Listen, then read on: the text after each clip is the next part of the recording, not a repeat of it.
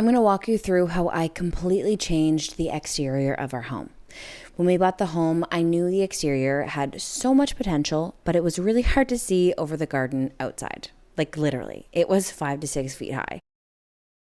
Someone obviously loved this front exterior at one point, but when we bought the house, it was extremely overgrown. And honestly, I can totally understand that. I do not have the time, so tearing it all out and resodding was the best option for our busy life. The first thing we did was the retaining wall to the left side of our home. I was torn on the color and the design, so it was a great jumping off point because it was completely crumbled and had to be fixed regardless. We removed all of that, and then we also cut back the hill enough to install some proper drainage because we do live on quite a slope, and we wanted to make sure that the wall didn't wash out again. We tampered the crusher dust and leveled it and exposed the existing drain pipe that comes from our downspouts up the hill. We put the first layer of stone down, continuing to make sure that it was level. There wasn't much option for the big O that's sticking out of the ground there, other than extending it into the front of the wall so that when it did drain out, it would drain away from the home and down the driveway. Not ideal, I know. We decided to leave half of a brick space to allow that water flow to happen. When the first layer of stone was down, we applied landscape glue, which held the wall together. You'll see here, we just laid landscape paper down and put 1 to 2 inch stone inside, so there's plenty of space for the water to flow without it getting clogged. The key to a good retaining wall is first to have a good base and second to have good drainage. So once it was built and we had it backfilled with the stone, we continued the coverage in the landscape paper so the groundwater would drain through, and then we finished the side of the house with mulch, and the existing garden beds came completely back to life. The wall is done, it's absolutely beautiful, and now I get to attack that ugly rose and red brick. I took the number sign and any other hardware that was on the home off, washed it, and then used exterior solid brick stain in jet black. Not tinted, just straight up black. Honestly, at first, I was a little nervous. With the red door and the white trim, it was throwing me off. It was definitely not the look that I was going for. I'm sorry if that's your vibe. It's just not mine. My kids, like always, wanted to jump in, and of course, they took the fun rolling part, and I was stuck with doing all of the joints. But that's fine. Any help I will take because this house has a very large amount of brick on the front exterior.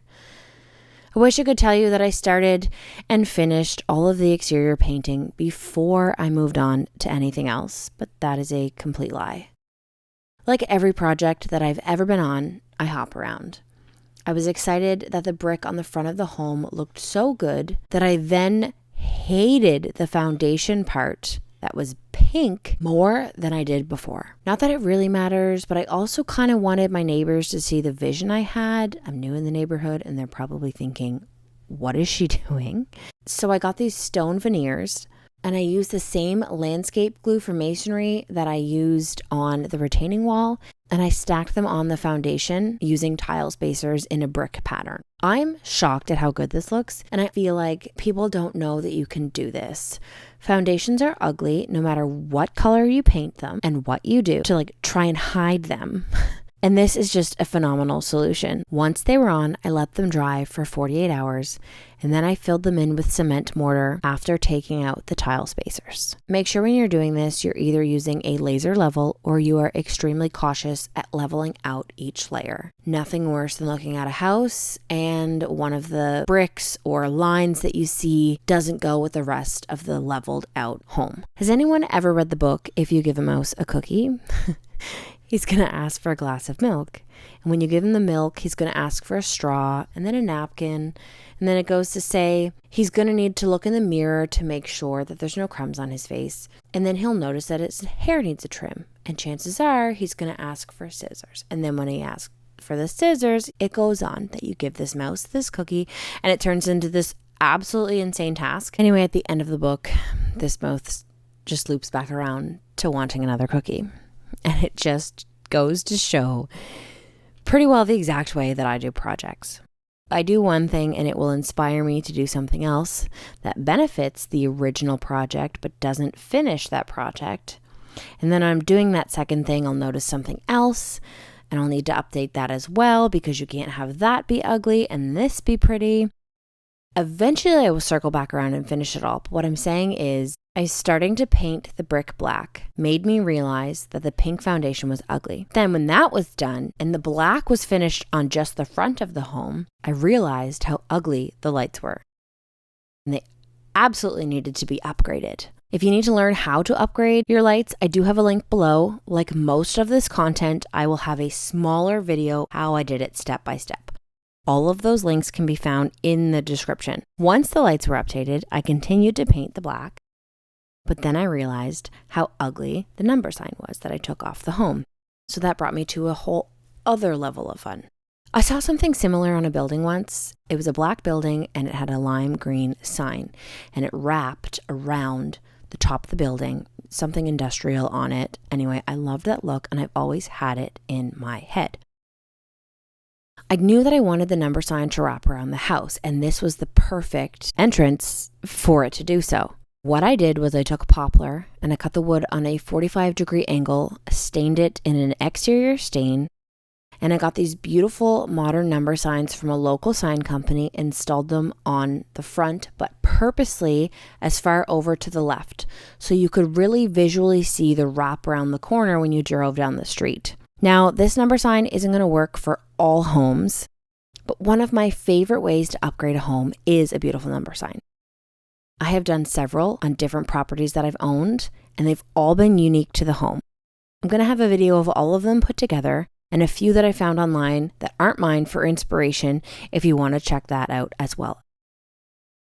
But a number sign is very underrated. I think it completely pops when you have something brilliant, modern, and unique to your exterior.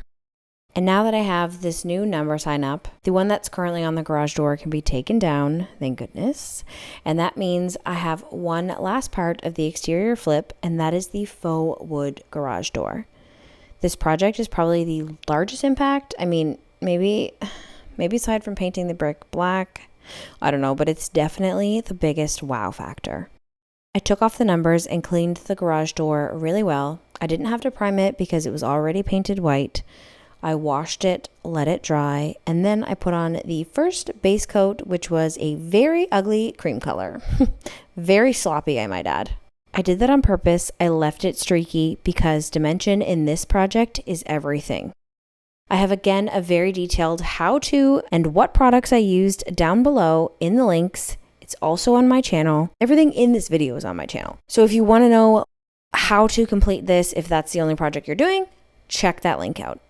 Once the door was painted, I then took Special Walnut Gel Stain. This is my favorite stain color.